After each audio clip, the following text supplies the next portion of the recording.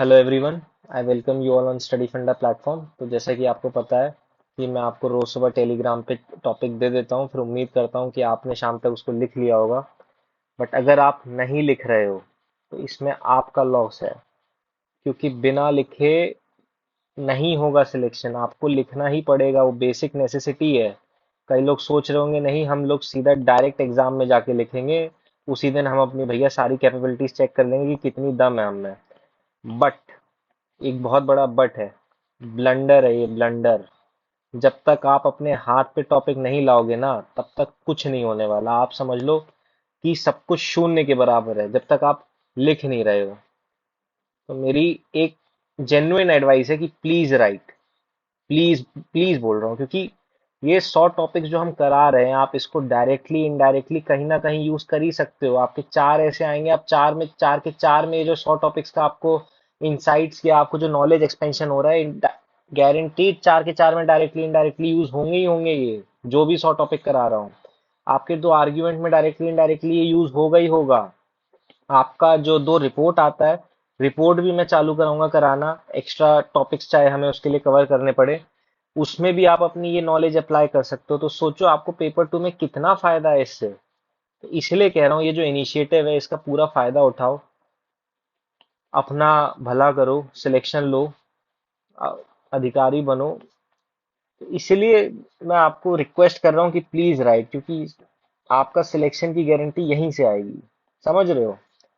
Paper one की एक limitation है, पेपर वन में आप बहुत पढ़ लोगे, बहुत एक्स्ट्रा खींच लोगे तो 160 150, मैं एक एवरेज बात कर रहा हूँ। अब भाई कुछ लोग होंगे कहेंगे नहीं सर हमारे तो 190 आ रहे हैं, 180 आ रहे हैं। मैं उन लोगों को कहना चाहूंगा ठीक है, मे बी आपके आ रहे हो, बट मैं एक नॉर्मल स्टूडेंट की बात लेके चल रहा हूँ, जो एक नॉर्मल स्टूडेंट है जिसको ये पेपर निकालना है। तो उसकी बात कर रहा हूँ कि 150 से 160 स्कोर आप बहुत मेहनत करके उसमें ला सकते हो, लेकिन major game changer paper two होता है, इसका आपको हमेशा ध्यान रखना होगा। क्योंकि पेपर टू का स्कोर आपको फाइनल सिलेक्शन में मदद करेगा, आपकी मेरिट लाएगा, आपकी मनपसंद फोर्स आपको दिलवाएगा। तो इसलिए कह रहा हूँ, इस इनिशिएटिव का तगड़े से फायदा उठाओ। तो चलो हम आज का अपना टॉपिक स्टार्ट करते हैं, यूक्रेन क्राइसिस। और हाँ, जो सुबह का टॉपिक नहीं देख पा रहे हैं वो स्टडी फंडा का टेलीग्राम चैनल ज्वाइन कर लो, वहां पर रोज सुबह आपको टॉपिक्स मिल जाएंगे। तो हमारा टॉपिक आज का यूक्रेन क्राइसिस।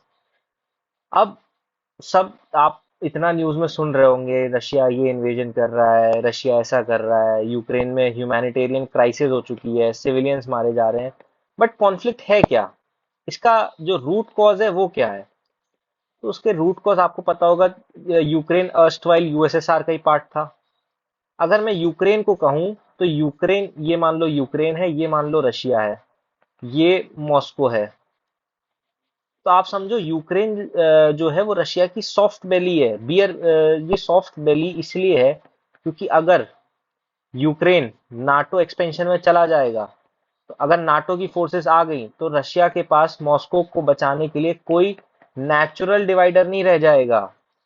इन प्लेन वर्ड्स में कहूँ, मॉस्को इन्वेजन के लिए बहुत वल्नरेबल हो जाएगा, क्योंकि कोई जो नेचुरल डिवाइडर प्रोटेक्ट करते हैं अब तक मॉस्को को यूक्रेन के थ्रू, वो नहीं बचेंगे। इमीडिएट नेबर है, सिक्योरिटी कंसर्न्स है रशिया के। तो इसी इसी बात का पूरा कॉन्फ्लिक्ट है, जो बैलेंस ऑफ पावर थी रीजन में। क्योंकि यूक्रेन बहुत मेजर बफर है रशिया और वेस्ट के बीच में, जैसा कि अभी मैंने आपको समझाया। अब जब यूक्रेन ने नाटो मेंबरशिप की बात की तो रशिया के इंटरेस्ट हर्ट हो गए। और रशिया, एक और बात बता दूं, ये रशिया है, रशिया के पास एक जो एक्सेस है ब्लैक सी का, जिसके थ्रू वो अपने इंपोर्ट्स एक्सपोर्ट करता है। रशिया के मेजर इंटरेस्ट है ब्लैक सी में। और इसी चीज की वजह से जब नाटो मेंबरशिप के लिए यूक्रेन ने बिड की तो रशिया ने अपना इन्वेजन चालू कर दिया। तो अब हमने समझ लिया कि भाई ये कॉन्फ्लिक्ट क्या था। अब हम देखते हैं कि ग्लोबल रिस्पांस क्या है इस पे। ग्लोबल रिस्पांस मुझे नहीं लगता आपको पता नहीं होगा, जो बंदा इस पेपर की तैयारी कर रहा है, जो रेगुलर न्यूज़पेपर पढ़ रहा है, उसे पता है कि उस पर सैंक्शंस लगे, यूएस ने लगाए, यूरोपियन यूनियन ने लगाए, यूके ने लगाए, कनाडा ने लगाए, जापान ने लगाए। बट चाइना का एक बहुत ही डिफरेंट रिस्पॉन्स आया है। चाइना ने इसको इन्वेजन कहने से ही मना कर दिया। उसने, चाइना ने ये कहा है कि दोनों साइड को रेस्ट्रेंट रखने की जरूरत है, सिर्फ एक साइड रेस्ट्रेंट नहीं रखेगी। समझ रहे हैं? अब इंडिया का रिस्पांस क्या था? इंडिया ने अपनी, जैसे कि एस जयशंकर हमारे ऑनरेबल एक्सटर्नल अफेयर्स मिनिस्टर, उनने कई मीटिंग्स में ये दोहराया है कि इंडिया किसकी पॉलिसी फॉलो करता है, नाम और स्ट्रेटेजिक ऑटोनॉमी। देखो, हर सब्जेक्ट के ना कीवर्ड्स होते हैं। अगर आप इन कीवर्ड्स को वो ऐसे पे उस टॉपिक का ऐसे आ जाए ना, उसमें आप लिख दो, तो आपको 2-3 नंबर हमेशा एक्स्ट्रा मिलेंगे, क्योंकि कीवर्ड्स की बहुत वैल्यू होती है। तो इसलिए ये सब कीवर्ड्स अपनी हैबिचुअल हैबिट में ले आओ, जैसे नाम, स्ट्रेटेजिक ऑटोनॉमी हो गया। तो इंडिया ने नाम और स्ट्रेटेजिक ऑटोनॉमी फॉलो करते हुए ना ही तो वेस्ट की साइड ली, ना ही रशिया की साइड ली। इंडिया ने सीधा कहा, भाई वायलेंस का इमीडिएट सेसेशन होना चाहिए और डिप्लोमेटिक एफर्ट्स के थ्रू होना चाहिए, क्योंकि वायलेंस या सैंक्शंस क्या करेंगे, सिर्फ एस्केलेट करेंगे सिचुएशन को, वो सिचुएशन को शांत नहीं करने वाले। ये हो गया ग्लोबल रिस्पॉन्स, देख लिया। अब हम देखते हैं कि इंडिया पे क्या इम्पैक्ट पड़ा। इंडिया पे क्या मतलब, यूक्रेन रशिया तो बहुत दूर है इंडिया से, मतलब इंडिया की तो बाउंड्री भी शेयर नहीं हो रही है, तो इसका इम्पैक्ट इंडिया पे क्या पड़ रहा है, तो आइए हम अब वो समझते हैं। सबसे पहली चीज, जो बैलेंस करना है, इंडिया को बैलेंसिंग करनी है रशिया और यूएस के बीच में, वो बहुत ही टफ होती जा रही है।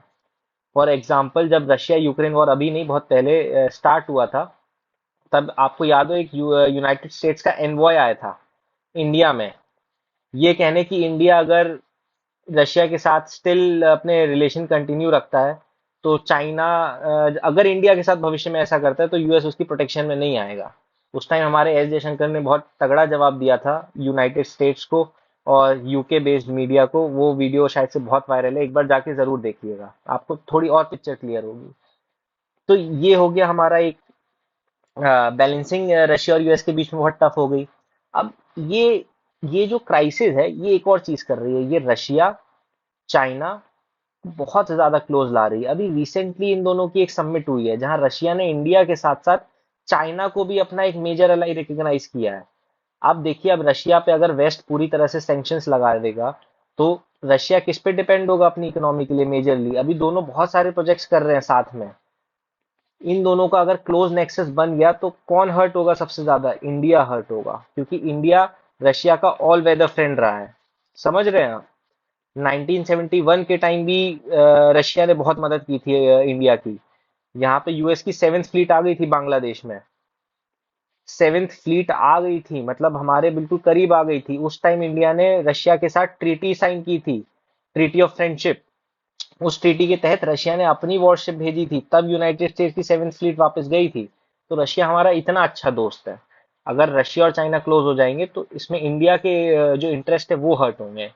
अभी आपने रिसेंटली सुना होगा कि जो हमारे एयरफोर्स के चीफ हैं ऑनरेबल, उन्होंने क्या कहा कि रशिया ऑनर नहीं कर पा रहा है जो डिफेंस सप्लाईज हमने उससे खरीदे थे। यूक्रेन क्राइसिस की वजह से रशिया में शॉर्टेज हो गई है, तो वो भेज नहीं पा रहा है।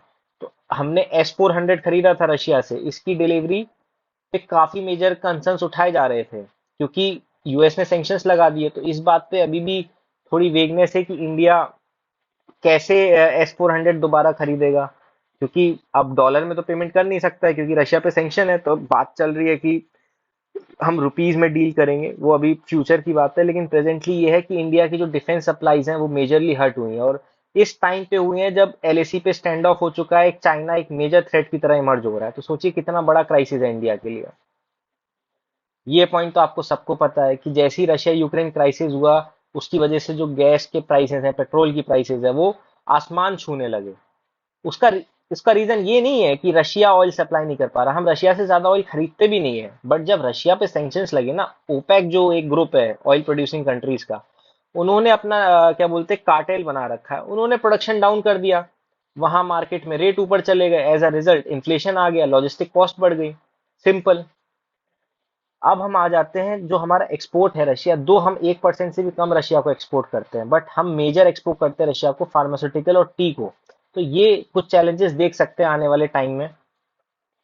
अ, अब एक और चीज, ये सबसे मेजर इंपैक्ट हुआ है रशिया और यूक्रेन वॉर का। अब देखिए, ये है इंडो पैसिफिक।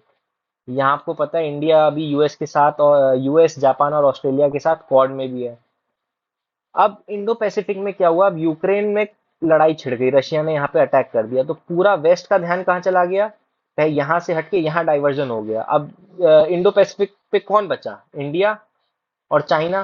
अब वेस्ट का ध्यान पूरा इंडो यूक्रेन क्राइसिस पे है, वो रशिया को कंटेन करने में लगा हुआ है, तो यहाँ किसको फायदा होगा? चाइना को। चाइना यहाँ अपनी एक्सपेंशनिस्ट पॉलिसी को अपनाएगा, क्योंकि अभी उसके पास मौका है, मौका, ताकि वो यहाँ पे अपने, फॉर एग्जाम्पल वो अभी रिसेंटली आर्टिफिशियल आइलैंड्स डेवलप कर रहा था इंडो पैसिफिक रीजन में। अगर ये सब होता है तो इसमें किसको नुकसान होगा? भारत को, इंडिया को मेजर नुकसान होगा, क्योंकि इंडिया इंडो पैसिफिक में एक बहुत मेजर प्लेयर है। समझे आप लोग? तो अब क्या करना चाहिए, वे फॉरवर्ड क्या होना चाहिए? तो जैसे कि हमारे ऑनरेबल एक्सटर्नल अफेयर्स मिनिस्टर ने कहा था, श्री एस जयशंकर जी ने, कि जो ओनली एक लौता सोल्यूशन है वो दोनों देशों के बीच शांति है, और शांति मिलिट्री एफर्ट से नहीं बल्कि डिप्लोमेटिक चैनल से, क्योंकि और कोई भी रास्ता आप अपनाओगे उससे सिर्फ एस्केलेशन होगा, उससे लड़ाई शांत नहीं होगी। और डिप्लोमेटिक एफर्ट्स में एक ये भी एफर्ट बनता है कि हम मिन्स्क एग्रीमेंट को रिवाइव करें। अब मैं नहीं बताऊंगा मिन्स्क एग्रीमेंट क्या है, गूगल पे जाइए, सर्च करिए, आपका भी थोड़ा नॉलेज डोमेन बढ़ेगा इससे। तो हम आ जाते हैं अब कंक्लूजन पे। ये कंक्लूजन मैंने खुद बनाया है, मतलब इस कंक्लूजन को अगर आपने यूज कर लिया, इतना कैची कंक्लूजन है ये कि एग्जामिनर को फॉर डेफिनेटली खुश करेगा। आप सुनिए इस कंक्लूजन को, मैं आपको हिंदी में समझा के चल रहा हूँ, बाद में आप खुद पढ़ लेना। ये जो दुनिया है एक जियोपॉलिटिकल चर्न के थ्रू होके जा रही है। पहले क्या था? United states of America dominate करता था, यूनिपोलर ऑर्डर था वर्ल्ड में। लेकिन अब क्या हो गया? मल्टीपोलर ऑर्डर हो गया। मल्टीपोलर ऑर्डर मतलब कई सारी कंट्रीज पावरफुल इमर्ज हो रही हैं। पहले यूएसए था, अब कई सारी कंट्रीज इमर्ज हो रही हैं, जैसे कि रशिया हो गया, जैसे कि चाइना हो गया, तो जैसे कि इंडिया भी हो गया। तो अब दुनिया जो है मल्टीपोलैरिटी की तरफ जा रही है। और ये मल्टीपोलैरिटी का रिजल्ट क्या हो रहा है? ग्रेट गेम्स हो रहे हैं। ग्रेट गेम्स मतलब लड़ाइयाँ हो रही हैं, प्रॉक्सी वॉर्स हो रहे हैं कई जगह। जैसे कि ग्रेट गेम्स आप रशिया यूक्रेन वॉर भी समझ सकते हो। क्या यूक्रेन की इतनी हैसियत थी कि वो रशिया से लड़ जाता? इसमें भी ग्रेट गेम है, इसमें भी वेस्ट है इसके पीछे। तो ये ग्रेट गेम्स है, वेक्स की प्रॉक्सी यूक्रेन बन गया, सिंपल। तो हमारे इंडिया के लिए क्या लर्निंग है इन सबसे? तो इंडिया को सीखना चाहिए यूक्रेन क्राइसिस से, और इंटरनल बैलेंसिंग की तरफ ध्यान देना चाहिए। इंटरनल बैलेंसिंग मतलब हमें अपने डिफेंस मॉडर्नाइजेशन, डिफेंस इंडिजनाइजेशन, इन सब पे ध्यान देना चाहिए, ताकि जैसा रशिया यूक्रेन के साथ हुआ वैसा कुछ भी साउथ एशिया में ना हो। समझ रहे हैं आप लोग? इसका रेप्लिकेशन रोक सके हम लोग साउथ एशिया में। तो इसी के साथ हमारा आज का टॉपिक खत्म हुआ। आई होप आपको टॉपिक समझ में आ गया होगा। किसी भी टॉपिक को सिर्फ समझो नहीं यार, उसको इंटरनलाइज करो, बार बार पढ़ो, कंटिन्यूअस पढ़ो, रिवीजन दो जितने बार हो सके, मतलब n number of times revision दो, तभी आप लोगों को चीजें अंदर कंठस्थ होंगी। जिसको हम बोलते हैं ना कंठस्थ, जिसको बोलते हैं, उसी को हम अंग्रेजी में इंटरनलाइज बोलते हैं। तो आप चीजों को अगर इंटरनलाइज करने लग गए ना, तो आप अपने आप टॉपिक लिख दोगे, उसमें कोई बात नहीं है। तो आज की क्लास हम लोग यहीं पे एंड करते हैं। आप सबका बहुत बहुत धन्यवाद मेरे साथ बने रहने के लिए। आपको भविष्य के लिए बहुत बहुत शुभकामनाएं। Thank you. और हाँ, प्लीज लिखो। और अगर इसकी पीडीएफ चाहिए तो स्टडी फंडा के एप्लीकेशन पे जाओ, वहां से आपको इसकी पीडीएफ मिल जाएगी।